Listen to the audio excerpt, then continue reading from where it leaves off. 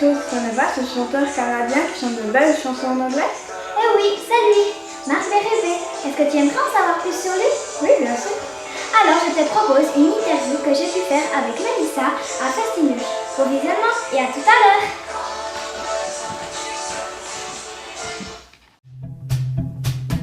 Spend the afternoon counting stars, at least the ones I hope to see, ones that shine beyond the reach of their own burned out reality. Oh please, oh please, oh please, oh please. Marc Berube, bonjour. Bonjour. Merci beaucoup d'avoir la gentillesse de répondre à nos quelques questions. Alors, pour commencer, Marc, votre maman est anglophone et votre papa il est québécois. Vous vous sentez plus anglophone ou plus francophone? Moi je dirais plus anglophone, juste parce que j'ai grandi toujours dans les coins anglophones. J'ai fait tout, l'école, primaire, secondaire, l'université en anglais aussi. Puis ça fait juste 7 ans que je suis au Québec, donc je pense que s'il faut choisir, je dirais plutôt anglophone. Ouais. Comment vous est venue l'envie de chanter? Ben, j'ai chanté depuis tout jeune. Ma mère était chanteuse aussi. Puis c'était juste. Puis j'ai grandi en Afrique aussi, au Swaziland. Puis à l'école, on chantait chaque jour, comme 30 minutes avant les cours commençaient. Donc j'ai juste toujours chanté. À partir de quel moment vous vous êtes dit que le succès pouvait-il arriver? Ben, je pense que je ne l'ai jamais dit encore. On ne sait jamais, parce que ça va bien pour un moment, puis peut-être ça pourrait changer le mois après. Donc, ouais, je ne le vois pas comme ça exactement. Ouais. Dans quelle catégorie mettriez-vous votre musique? Ben, ça reste quand même dans la musique populaire. C'est une différence entre la musique pop et populaire. Mais je viens plus ou moins de la musique folk, avec des arrangements un peu plus engagés, puis un peu plus de choses qui se passent comme ce qu'on entend plus dans la musique de jazz des fois. Mais ouais. Quand on a fait l'Olympia, est-ce encore facile de se motiver pour jouer dans des bars ou des restaurants? Absolument. Ben, je pense qu'il faut dire aussi, parce que je viens de la musique de folk, par exemple, c'était drôle, on a fait l'Olympia, puis je pense 2-3 jours après, on s'est trouvé dans un sous-sol, dans un bar à Toulouse, tu vois, dans un petit concert devant 12 personnes. Et c'était génial, tu vois. Et donc il faut jamais oublier, les deux côtés ont une importance très importante. Pour vous, qu'il y ait 5000 ou 200 personnes dans la salle, est-ce que le track est-il le même? Non, ça change quand même, tu vois. S'il y a 2000 personnes ou 15 personnes, ça change un peu. Mais moi, je trouve que le track, c'est une bonne chose. Ça veut dire que tu es présent. Avez-vous un rituel avant de monter sur scène? Oui, il y a quelques chansons qu'on chante. En fait, le groupe, on fait Yebo Mama, puis quelques autres titres à 4 voix avant qu'on monte sur la scène. Quel est l'endroit le plus fantastique et au contraire le pire où vous avez été choqué? Ok, le pire. Bonne question. Mais l'Olympia, c'était pas mal, c'est clair. Festinus aussi, il faut dire. Le pire, mais il y en a plusieurs. J'essaie de trouver le meilleur pire pour ça. Attends. Ah oui, okay. Il y avait un festival qu'on a fait dans un petit village qui s'appelle Sorel, au Québec. Puis il y avait comme 350 personnes, mais je dirais à l'âge de entre 65 et 85 ans.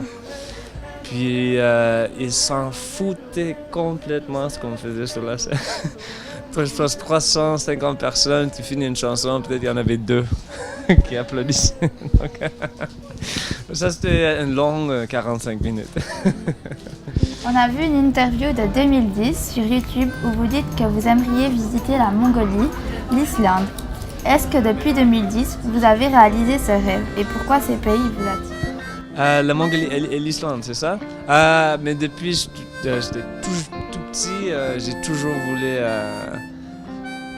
Oui, j'ai toujours voulu aller en Mongolie parce que je trouve que c'est quand même un pays qu'on ne parle pas souvent de ce pays-là. Puis avec l'Internet, on a l'impression que tout est proche. Mais ce pays-là, j'ai l'impression, est toujours très loin. Puis l'Islande, c'est la même chose. Votre dernier album, Russian Dolls, est sorti cette année. Combien de temps vous a-t-il fallu pour le réaliser? Ça a pris un bon 2 ans pour composer les albums, les chansons, pour faire des arrangements. Puis on a passé 1 mois et demi dans le studio aussi. Ça a pris, je dirais, un bon 2 ans. Puis j'ai jamais eu autant de temps aussi dans le studio pour un album. Et ça faisait tellement du bien parce qu'on a lancé toutes les idées qu'on avait aux chansons. Puis après, on a enlevé quelques-unes, tu vois, qui n'étaient pas bonnes. Mais juste d'avoir le temps pour le faire, c'était bien. Est-ce vous qui créez des textes et la musique de vos chansons? Oui, mais on fait des arrangements ensemble. Et puis Christina Korepecki, qui joue le violoncelle, elle m'aide énormément aussi. Quels sont vos projets pour l'avenir? On va revenir en Europe en automne. On a déjà des tournées qui sont prévues pour la France, l'Allemagne, la Suisse, l'Autriche et la Belgique aussi. Puis, gentiment, on va faire un autre album, je pense, pendant les prochaines 2 ans. Je sais pas encore. Avez-vous eu l'occasion de visiter Neuchâtel?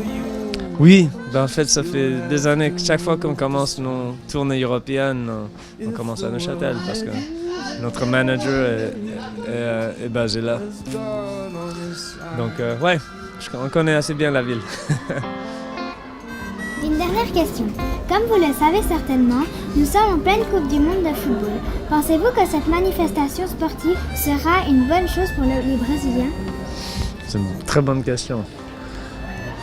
Je trouve pour les trucs comme les Olympiques, je sais pas à quel point pour la Coupe du Monde, le seul côté très positif, à part les gens qui font la fête, c'est souvent ça aide avec l'infrastructure de ville, tu vois, soit les chemins de fer pour les trains, pour les transports publics et tout ça.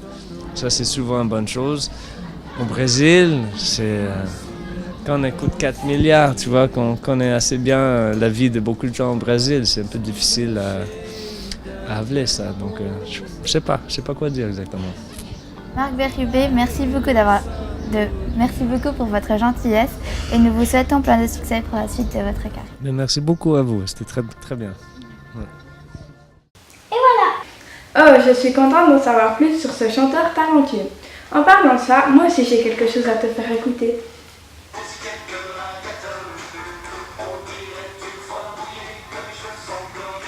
Oui, mais ça tombe bien. C'est la deuxième interview que j'ai pu faire avec Mélissa à Festinoche. Comment s'appelle-t-il déjà? Et ça nomme les petits chanteurs à la gueule de bois. Tu pourrais leur montrer l'interview? Oui, bien sûr. Tu verras, ils sont formidables. Les petits chanteurs à la gueule de bois, bonjour. Bonjour. Merci d'avoir accepté de répondre à nos quelques questions. Avec plaisir. Comment est né le groupe? Le groupe est né il y a 10 ans maintenant et on l'a fait après la mort d'un de nos amis. On a joué à son enterrement et après on s'est dit que ça serait cool de se retrouver ensemble pour chanter, simplement pour le plaisir. Et ce groupe est né comme ça, en fait. Ah, donc c'est un début pas très rigolo, mais après c'est pour ça qu'on fait des chansons rigolotes. Après. Pourquoi avoir appelé votre groupe les petits chanteurs à la gueule de bois? C'était un ami qui jouait dans les petits chanteurs à la gueule de bois qui avait proposé ce nom-là parce que... C'était un ami qui jouait dans les petits chanteurs à la gueule de bois au départ, qui est plus là, qui avait proposé ce nom-là. Et on en avait d'autres, on avait d'autres idées, puis on a choisi celui-là parce que ça nous allait bien, parce qu'on faisait pas mal la fête ces temps-là aussi. Et puis... Mais on a complètement arrêté. Pensez-vous un jour vous lancer dans une carrière solo? Alors, non, pour ma part. Pour la mienne, non, mais peut-être. Non plus pour la mienne, non, ça me tente pas. Qu'est-ce qui vous a donné envie de faire de la musique?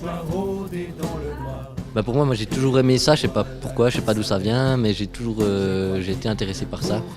Et puis par pas grand chose d'autre. Alors voilà, j'avais pas tellement le choix. J'ai fini musicien. Moi, je voulais faire astronaute, puis j'ai raté. Non, moi aussi, c'est depuis que j'ai 3 ans que je sais que je voulais faire de la musique et puis que je voulais être batteur.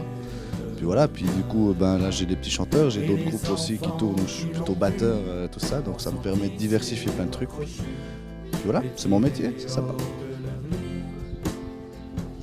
Moi j'ai commencé par être dans un local avec des amis, à pas forcément faire de la musique, à faire des choses un peu plus bêtes. Et après tu t'essayes un instrument, t'essayes un autre. Et voilà, moi c'est venu vraiment comme ça,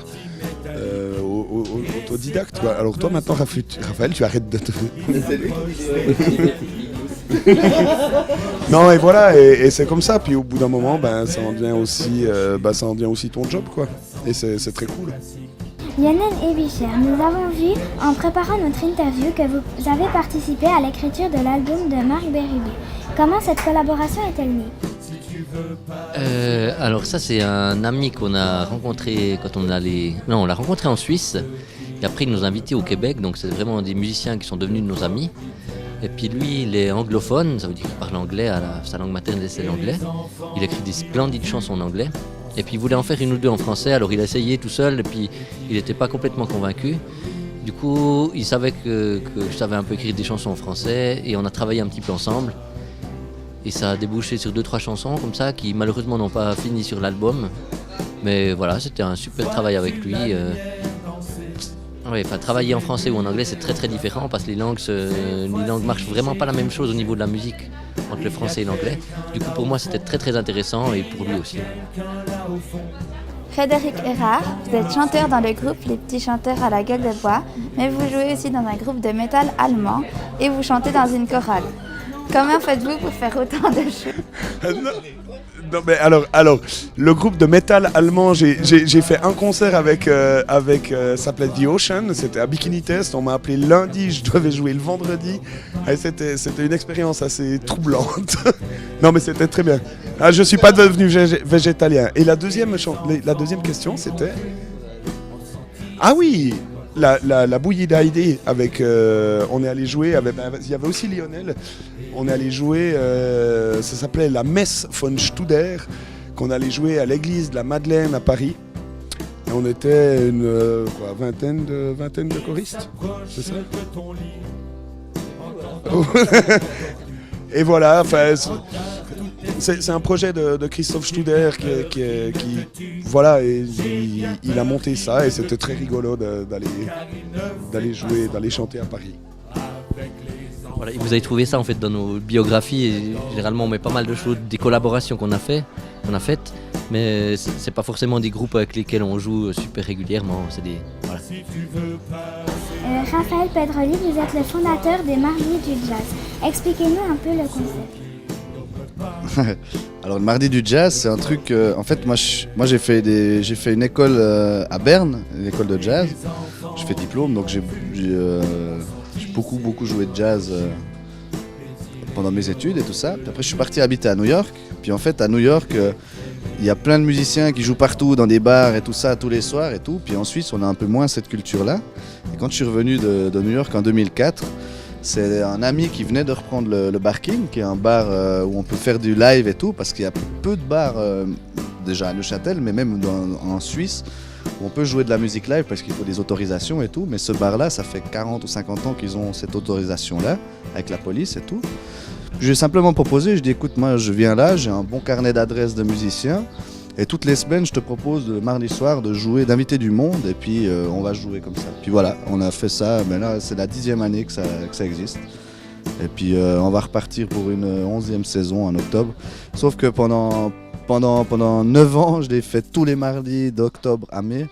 Mais là, j'ai un peu vieilli, puis beaucoup de trucs à côté. Donc maintenant, c'est plus qu'une fois par mois, mais c'est toujours sympa. Puis c'est gratuit pour tout le monde. On joue à la collecte au chapeau. Donc il y a vraiment des musiciens incroyables qui jouent dans tous les festivals de jazz en Suisse et à l'étranger, qui le mardi soir, de temps en temps, viennent au King jouer pour voilà, pour le plaisir et tout. Mais c'est vraiment sympa.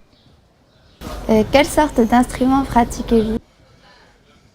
Alors moi je suis batteur. Après dans les petits chanteurs, justement je chante depuis 2-3 ans, ce qui était un grand pas pour moi, mais un énorme pour l'humanité. Et puis là dans le nouveau spectacle en plus je dois me coltiner l'accordéon, alors ça c'est encore un autre truc. Et puis voilà, après j'ai fait du piano, de la basse et tout, mais je suis batteur on va dire. Et moi j'ai fait des études au conservatoire, donc pour la musique classique, j'ai fait de la clarinette. Et puis j'enseigne la clarinette, le saxophone, tous ces instruments avant. Mais je joue pas du tout de ça dans les petits chanteurs, parce que j'ai toujours été intéressé plus par la musique que par vraiment un instrument. Donc je joue aussi de la guitare, du banjo, de l'accordéon. Et puis c'est... Ouais, enfin moi je suis un peu un touche-à-tout comme ça. J'ai de la peine à vraiment me fixer sur un instrument et bosser ça 5 heures par jour, ça m'intéresse pas tellement. Voilà. Et puis dans les petits... Voilà. En gros c'est ça. Non, c'est pas vraiment un flemmard, mais ça ressemble. Et moi, je fais de la contrebasse, mais au contraire des deux autres, j'ai jamais appris. Voilà. Moi, je suis encore plus fan. Non, mais c'est que j'ai fait d'autres études. Moi. Oui, voilà, ça arrive des fois. On met les doigts où il faut pas. Et... Avec les enfants, faut faire attention. Raphaël, tu sors. Est-ce que vous pouvez nous chanter un extrait d'une de vos chansons? Ah oui. Font les petites grenouilles. Font les petites grenouilles le soir, elles ne font pas ah.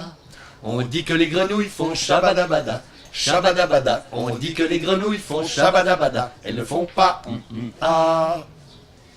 On peut faire le singe aussi. Et ça c'est la seule chanson qui est pas de nous. Donc on profite de la faire. Ouais. Et c'est juste aussi que, je sais pas si vous allez le dire dans votre petit reportage, c'est que là vraiment on change aussi, on a fait un spectacle spécialement pour les enfants, ce qu'on faisait pas avant. Et c'était la 2e fois qu'on le jouait aujourd'hui. Et voilà, on a beaucoup de plaisir à le faire et on espère qu'on va le jouer plein de fois. Ouais. Okay. Eh bien, merci d'avoir eu la gentillesse de répondre à nos quelques questions. C'est un plaisir. Et plein de succès pour votre année. On chante une autre chanson juste pour vous. Les sages. Non, pas les sages.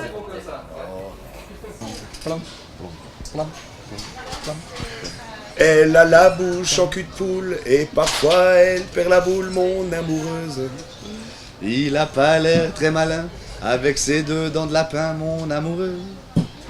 Elle a le nez d'un boxeur et les oreilles en chou-fleur, mon amoureuse. Il a une face de citrouille, quand on le croise il fout la trouille, mon amoureux. Personne n'est parfait, ça tout le monde le sait. Si ça vous plaît pas, c'est égal pour moi. Personne n'est parfait, ça tout le monde le sait. On ne choisit pas, moi je l'aime comme ça. Etc. Voilà.